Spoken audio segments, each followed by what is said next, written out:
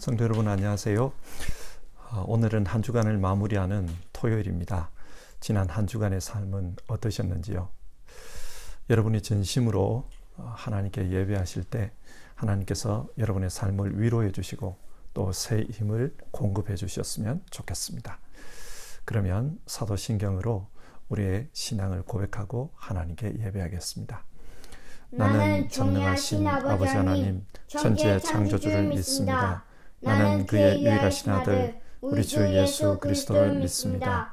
그는 성령으로 잉태되어 동정녀 마리아에게서 나시고 본디오 빌라도에게 고난을 받아 십자가에 못 박혀 죽으시고 장사된 지 사흘 만에 죽은 자 가운데서 다시 살아나셨으며 하늘에 오르시어 전능하신 아버지 하나님 우편에 앉아 계시다가 거기로부터 살아있는 자와 죽은 자를 심판하러 오십니다.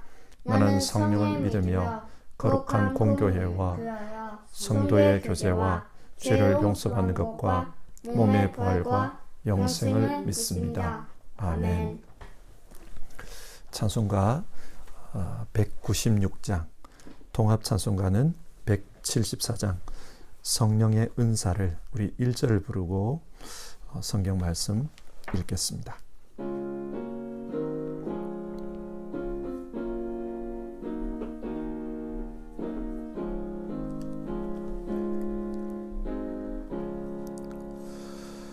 성령의 은사를 나에게 채우사 주님의 사랑 본받아 나 살게 하소서.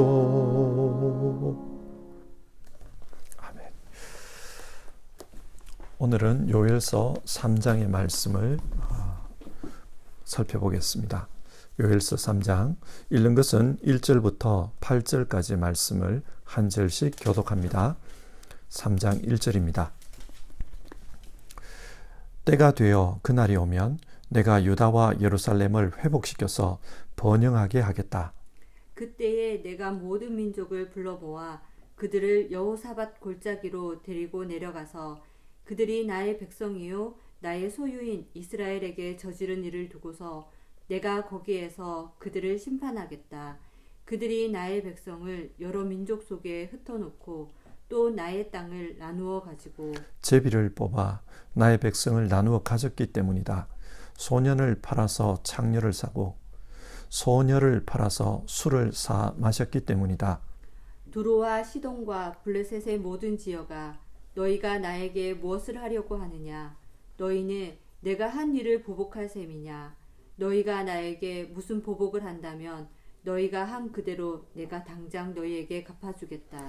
너희가 나의 은과 금을 약탈해 갔으며 나의 가장 귀한 보물을 너희의 신전으로 가져갔으며 유다 백성과 예루살렘 시민을 그리스 사람에게 팔아넘기며 나라 밖 먼 곳으로 보냈다. 너희가 그들을 멀리 팔아 넘겼지만 내가 그들을 거기에서 돌아오게 하고 너희에게는 너희가 그들에게 한 그대로 갚아주겠다.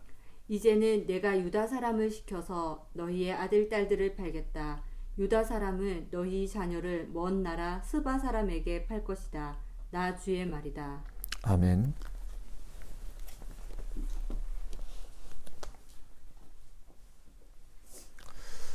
예수님은 세상 마지막 때에 심판이 있을 것이라고 말씀하셨습니다. 마태복음 25장 31절에서 33절의 말씀인데요. 인자가 자기 영광으로 모든 천사와 함께 올 때에 자기 영광의 보좌에 앉으리니 모든 민족을 그 앞에 모으고 각각 구분하기를 목자가 양과 염소를 구분하는 것 같이 하여 양은 그 오른편에 염소는 왼편에 두리라. 이 말씀에 따르면 예수님께서 모든 민족을 주님 앞에 모으고 심판하실 것이라고 말합니다. 그러면 이 심판 때에 어떤 현상이 나타나는가? 양을 구분하는 것처럼 그렇게 구분이 될 것이라고 합니다. 소위 말하는 이중심판입니다. 어떤 사람은 구원을 받고 어떤 사람은 구원을 받지 못합니다. 성경에서 이런 심판에 대한 말씀을 읽다 보면 우선은 두려운 마음이 생깁니다. 구원받지 못하면 어떻게 하지? 그런 생각을 한 번쯤은 하게 됩니다. 그런데 여러분, 주님께서 세상을 심판하실 때 그 심판 기준이 무엇일까요? 어떤 기준으로 세상을 심판하십니까? 우리에게는 이것이 중요합니다. 오늘 읽은 요엘서 3장의 말씀은 여호와의 날에 대한 말씀입니다. 여호와의 날이 어떤 날인가? 하나님께서 세상을 심판하는 날입니다. 그래서 오늘 본문을 읽다 보면 하나님이 어떤 기준으로 심판하시는가 그 내용이 나와요. 그 내용을 살펴보면서 주님께서 어떤 기준으로 세상을 심판하시는가 그것을 생각해 봅시다. 먼저 1절, 하나님은 그 날이 오면 유다와 예루살렘을 회복시켜 주시겠다고 하십니다. 그리고 2절을 보면 모든 민족을 불러 모아서 그들은 심판하겠다고 합니다. 그러니까 하나님의 백성은 회복을 시켜주고 이방 백성은 심판한다. 이중구조로 기록되어 있습니다. 앞에서도 하나님의 심판은 이중심판이라고 했습니다. 어떤 사람은 구원을 받고 어떤 사람은 구원을 받지 못합니다. 그처럼 오늘 본문도 똑같은 이야기를 하고 있습니다. 하나님의 백성은 번영을 누릴 것이나 이방 민족은 여호사밧 골짜기로 불러 모아 심판하겠다. 그런데 여호사밧 골짜기가 어디일까요? 지리상으로 보면 여호사밧 골짜기라고 불리는 곳이 아직은 발견이 되지 않았습니다. 그런데 여호사밧, 이 말의 뜻이 여호와께서 심판하신다, 그런 뜻입니다. 그러니까 하나님께서 이방 민족을 하나님의 심판 장소로 불러서 심판하겠다, 그렇게 이해하면 될 것 같습니다. 그런데 왜 심판하겠다고 하십니까? 이유가 세 가지가 나오는데요. 첫 번째는 이방 사람들이 하나님의 백성을 세상 여러 민족 가운데로 흩어버렸기 때문입니다.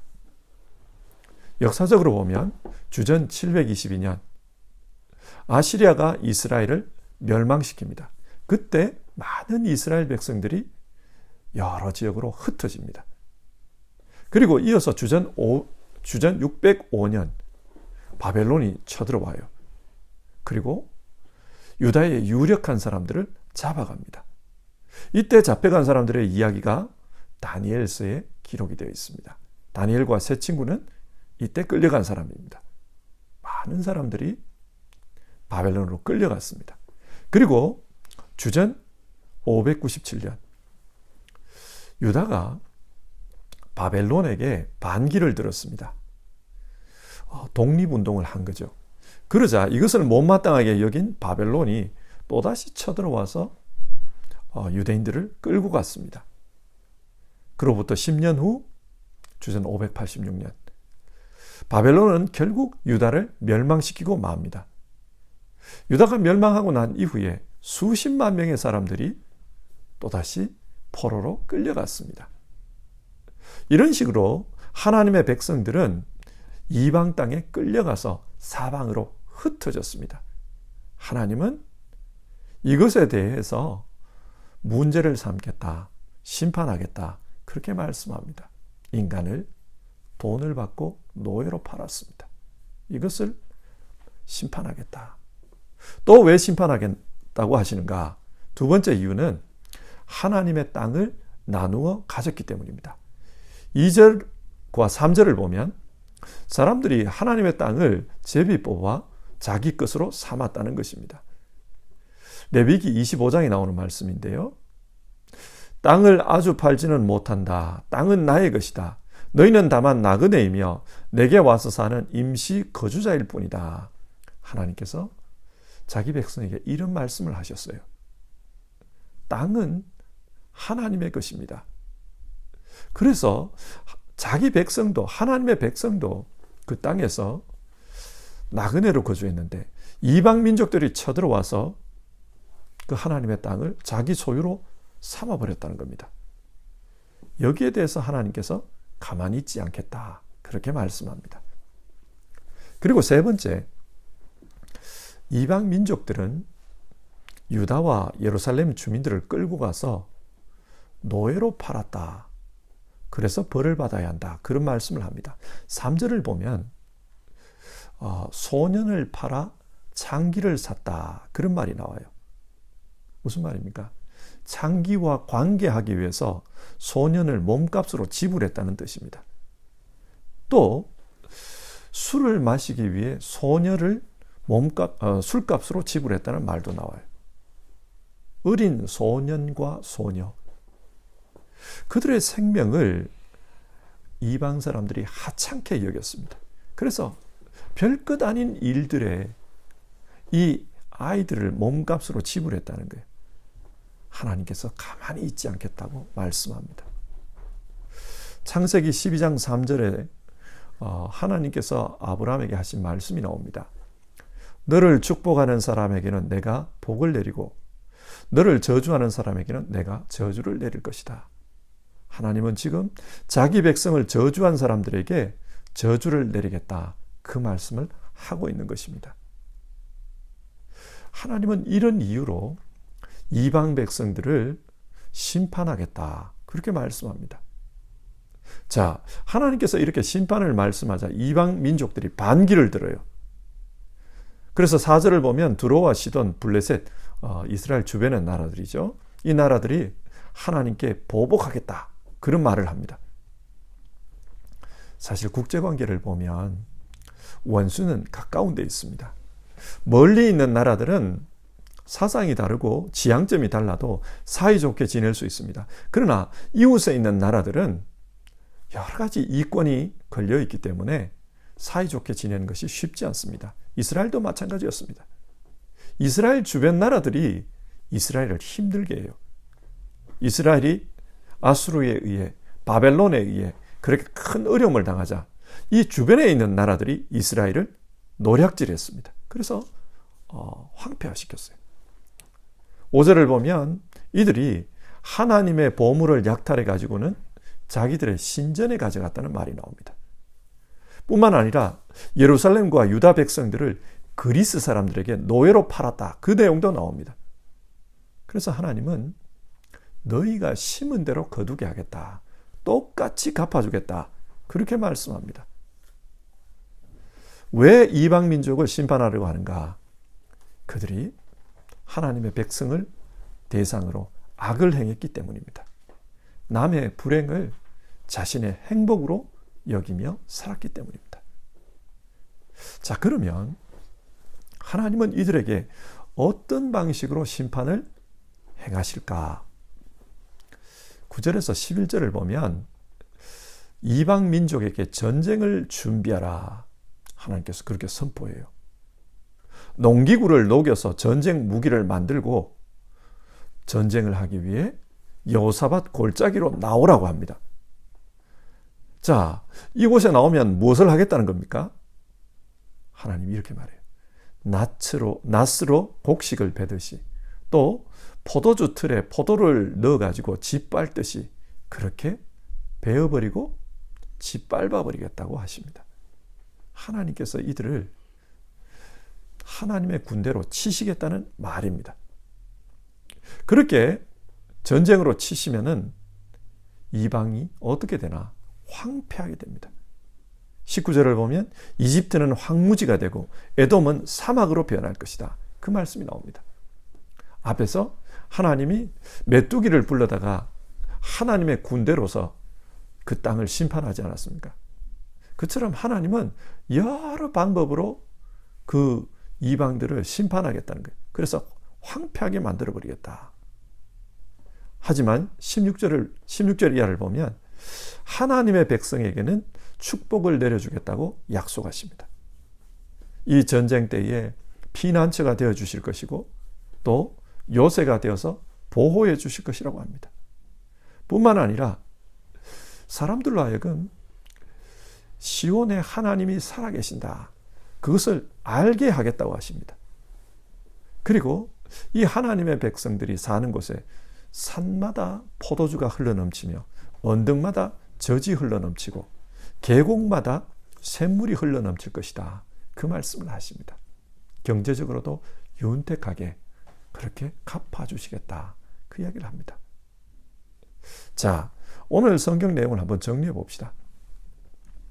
오늘 말씀은 여호와의 날에 대한 말씀입니다. 심판의 날입니다.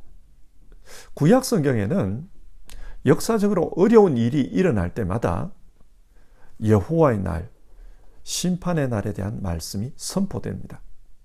이 여호와의 날은 하나님의 백성에게는 구원이 임하는 날일 것이고 또 문제로부터 해방이 되는 날, 건짐을 받는 날입니다. 하지만 하나님의 백성을 대적했던 원수들에게는 하나님께서 징벌하시는 날, 그 날이 여호와의 날입니다. 이렇게 보면 여호와의 날의 성격은 두 가지가 동시에 있어요. 누구에게는 하나님의 구원의 날이고 누구에게는 하나님의 심판의 날입니다. 이런 여호와의 날의 사상은 후대로 가면서 최후 심판에 대한 가르침으로 발전이 됩니다. 그래서 신약 성경에서 하나님의 심판, 마지막 때에 임할 하나님에 대한 심판이 선포되는 것을 보게 됩니다. 그러므로 우리는 구약에 나오는 이 여호와의 날을 통해서 세상 마지막에 있을 최후의 심판에 대한 그런 교훈을 발견할 수 있습니다. 자, 그러면 여기서 원래 했던 질문을 한번 돌아가 봅시다. 여러분, 하나님께서 세상을 심판하실 때 어떤 기준으로 세상을 심판하실 것 같습니까? 오늘 말씀을 가지고 보면 우선은 하나님의 백성이냐 아니냐 그것을 가지고 심판하십니다. 하나님의 백성에게는 구원이 임합니다. 그러나 하나님의 백성이 아닌 자들에게는 심판이 임합니다. 하나님은 자기 백성과 언약을 맺었습니다. 언약을 맺었다는 게 무슨 뜻이냐면 이제부터는 하나님께서 그 백성을 보호해 주시고 인도해 주실 것이다. 축복해 주실 것이다. 그것을 약속한 겁니다. 하나님에게는 자기 백성을 보호해 주어야 할 의무가 있습니다. 따라서 자기 백성이 고난을 당하면 하나님이 구원해 주셔야 하고 죄 속에서 힘들어하면 그 죄로부터 건져 주셔야만 합니다. 그렇기 때문에 하나님의 백성이 되면 하나님께서 구원을 허락하십니다. 하나님의 백성이 구원을 얻습니다. 반면 하나님의 백성이 아닌 사람들은 어떻습니까? 오늘 본문을 보면 행한 대로 갚아주실 것이다. 그렇게 말씀합니다. 이스라엘 주변의 나라들이 이스라엘에게 어려움을 당하도록 만들었습니다. 소년과 소녀를 잡아가서 자신들의 그 하찮은 일에 이 귀한 아이들을 몸값으로 지불합니다. 그것과 똑같이 하나님께서도 갚아주시겠다고 하셨습니다. 그래서 이 이방 백성들이 똑같은 고난을 당할 것이다. 그 말씀을 하셨어요. 이방 사람들이 하나님 백성들을 멀리 흩어 노예로 팔았습니다. 인권이 없는 노예로서 한평생 한많은 인생을 살아가도록 만든 겁니다. 이에 대해 하나님은 그대로 갚아주겠다. 그렇게 말씀합니다. 자, 그러면 신약은 어떻게 말씀합니까? 고린도후서 5장 10절 우리 모두는 그리스도의 심판대 앞에 나타나야 합니다. 그리하여 각 사람은 선한 일이든지 악한 일이든지 몸으로 행한 모든 일에 따라 마땅한 보응을 받아야 합니다. 고린도후서는 모든 사람들이 그리스도 심판대 앞에서 자신이 행한 그대로 보응을 받을 것이다. 그렇게 말씀합니다. 그런데 이 말씀에 대전제가 있어요. 여러분, 로마서가 뭐라고 합니까? 의인은 없나니 하나도 없도다. 모든 사람은 다 죄인이라고 했습니다. 따라서 하나님의 백성 역시 그 행함으로 따지면은 그들도 죄인입니다. 행함으로 심판하시면 구원을 얻을 수 없습니다. 그런데 하나님의 백성은 하나님을 믿습니다. 하나님과 분트가 되었습니다. 따라서 하나님은 자기 백성에게는 이 믿음을 행함으로 보는 겁니다. 네 믿음대로 될지어다. 믿음으로 살았기 때문에 믿음으로 구원 얻게 하십니다. 그러나 하나님을 믿지 않는 사람들, 그 사람들에게는 그들의 행위대로 보응을 받게 합니다. 그래서 큰 어려움을 당할 것입니다. 근데 이런 질문이 듭니다. 성경을 보면 하나님의 백성이라는 사람들 중에도 구원을 받지 못한 이들이 있습니다. 예를 들어 출애굽 1세대 사람들은 시내산에서 하나님과 언약을 맺고 하나님의 백성이 되었습니다. 그런데 그들 중에 어떤 이는 광야에서 바알 부호를 섬겼습니다. 우상을 섬긴 겁니다. 또 가데스 바네아에서 약속의 땅을 정탐한 그 정탐꾼들의 말을 듣고 많은 사람들이 모세를 대적하고 이집트로 돌아가자 하나님께 반역했습니다. 자, 이런 사람들은 하나님 나라에 들어가지 못했습니다. 보십시오. 하나님의 백성이라고 했는데도 구원을 얻지 못했습니다. 자, 그러면 이런 질문을 해봐야 돼요. 누가 하나님의 백성인가? 누가 하나님의 백성입니까? 바울 사도는 로마서 4장에서 혈통적으로 아브라함의 자손이 하나님의 백성이 아니다. 아브라함과 같이 믿음을 가진 그 사람이 아브라함의 자손이다. 그런 말을 해요. 그래서 비록 이방인이라 할지라도 아브라함처럼 하나님을 믿는 그 사람을 하나님의 백성이라고 규정합니다. 누가 구원을 받는가? 하나님의 백성이 구원을 받습니다. 따라서 우리가 신앙하며 정말 중요하게 생각해야 하는 것은 나는 지금 하나님을 믿고 있는가? 나는 지금 하나님과 언약 관계 속에서 분트가 되어 살아가는가? 그것이 중요합니다. 교회에 다닌다고, 세례 받았다고, 그 형식적인 조건들이 우리에게 구원을 보장해 주지 않습니다. 혈통적으로 아브라함의 후손이었어도 믿음이 없는 자들은 하나님 백성이 아니었습니다. 교회 다니는 것, 세례 받는 것 중요합니다. 그러나 그 형식적인 조건들이 우리의 구원을 보장하지 않습니다. 정말 믿음으로 교회 다니는 사람, 정말 믿음으로 세례 받고 하나님 백성으로 사는 사람, 그 사람들에게 구원은 보장되어 있습니다. 자, 그러면 정말 하나님을 믿는 사람, 그들이 누구인가? 이들에게 나타나는 현상이 있어요. 그게 뭡니까? 하나님의 영이 그와 함께합니다. 눈에는 보이지 않지만 그 사람 안에 하나님의 영, 성령이 함께합니다. 그렇기 때문에 그 사람의 몸은 성령의 전입니다. 그리고 그는 생명의 성령의 법이 죄와 사망의 법에서 해방해 줍니다. 구원해 줍니다. 물론 하나님을 믿는 사람들도 때로는 죄를 짓습니다. 실수하고 넘어질 때가 있습니다. 그러나 성령이 함께 하시면 그 사람 안에서 죄의 법과 싸웁니다. 정말 하나님 믿는 사람이 이래도 되는가? 마음속에서 갈등이 생깁니다. 그렇기 때문에 하나님의 사람으로 사는 그 사람 심령 속에는 늘 영적 전쟁이 일어납니다. 성령께서 가만두지를 않아요. 갈라디아서의 말씀입니다. 육체의 욕망은 성령을 거스르고 성령은 육체를 거스른다. 비록 죄 지을 수는 있지만 그렇게 죄를 지으면 하나님께서 그 안에서 싸우십니다. 그래서 하나님의 사람으로 하여금 하나님 말씀 안에서 하나님 사랑, 이웃 사랑, 그것을 실천하며 살아가게 합니다. 그렇지 않으면 마음이 불편해요. 성령의 사람은 하나님의 뜻에 따라 하나님 사랑, 이웃 사랑, 그렇게 살 때 감사와 기쁨이 찾아옵니다. 여러분, 하나님께서 자기 백성인가 아닌가 그것을 가지고 구원하신다면 그러면 우리는 어떻게 살아야 합니까? 하나님 백성으로 사는 것이 중요합니다. 뿐만 아니라 하나님 백성으로서 하나님 백성답게 성령의 인도하심을 받아 성령의 법으로 살아가는 것이 중요합니다. 그래서 이 시간 우리 같이 한번 기도해 봅시다. 하나님이여, 하나님의 사람으로서 하나님 사람답게 살 수 있도록 인도해 주십시오.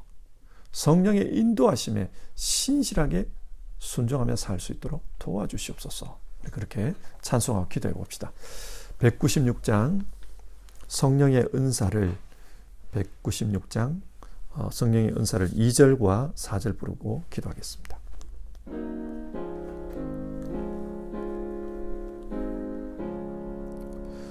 성령의 은사를 나에게 채우사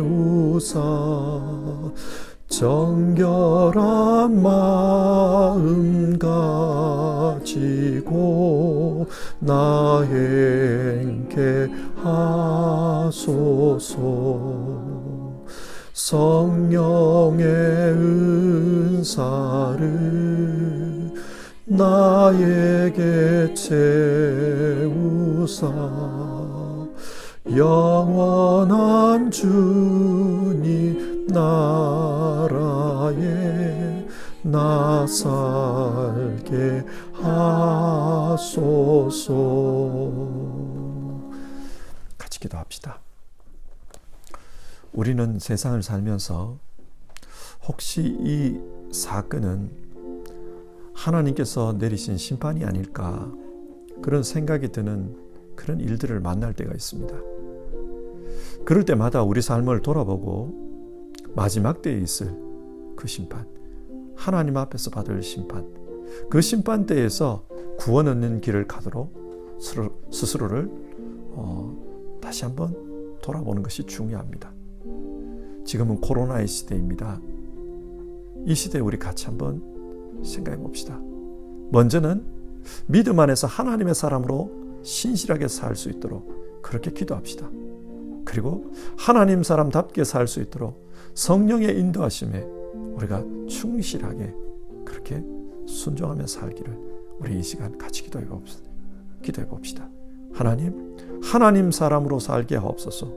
그리고 성령의 인도를 따라 하나님 사랑, 이웃 사랑 그것을 실천하며 살게 하옵소서. 우리 같이 기도합시다.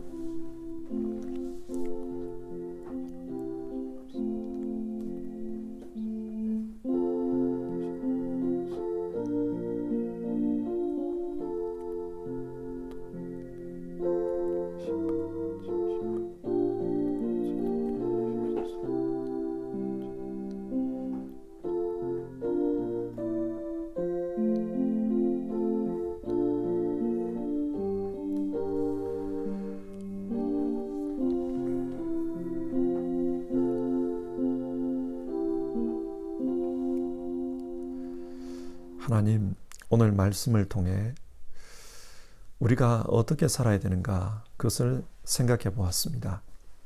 하나님은 마지막 때에 하나님의 백성, 그 백성은 구원을 베푸시고 하나님 백성이 아닌 자들은 바깥 어두운 데 나가 이를 갈며 울게 될 것이다.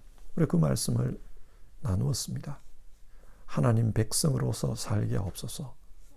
예수님을 믿고 그래서 교회 다니고 세례받고 그래서 하나님의 사람으로서 살아가는 것, 그거 정말 중요합니다. 그런데 마음에 믿음이 없고 그저 몸만 교회 다니는 사람은 아닌지, 정말 신실함은 없고 그런데 그냥 형식적으로 세례받은 사람이라고 말하며 살고 있는 것은 아닌지 우리 자신을 돌아보게 하옵소서. 하나님, 정말 신실하게 하나님 백성으로 살 수 있도록 도와주시옵소서. 성령께서 우리 안에서 역사해 주시옵소서. 그리고 성령께서 우리 가운데 영적인 싸움을 싸우게 하시고 그래서 신실하게 하나님 사랑, 이웃 사랑 실천하며 사는 사람 되도록 인도해 주시옵소서. 오늘도 정말 하나님 사람답게 살고 싶습니다. 마음으로 기도하는 모든 분들에게 힘 주시고 능력 주시고 은혜 더하여 주시옵소서. 예수님 이름으로 기도드립니다. 아멘. 하늘에 계신 우리 아버지, 아버지의 이름을 거룩하게 하시며 아버지의 나라가 오게 하시며 아버지의 뜻이 하늘에서와 같이 땅에서도 이루어지게 하소서. 오늘 우리에게 일용할 양식을 주시고 우리가 우리에게 잘못한 사람을 용서하여 준 것 같이 우리 죄를 용서하여 주시고 우리를 시험에 빠지지 않게 하시고 악에서 구하소서. 나라와 권능과 영광이 영원히 아버지의 것입니다. 아멘.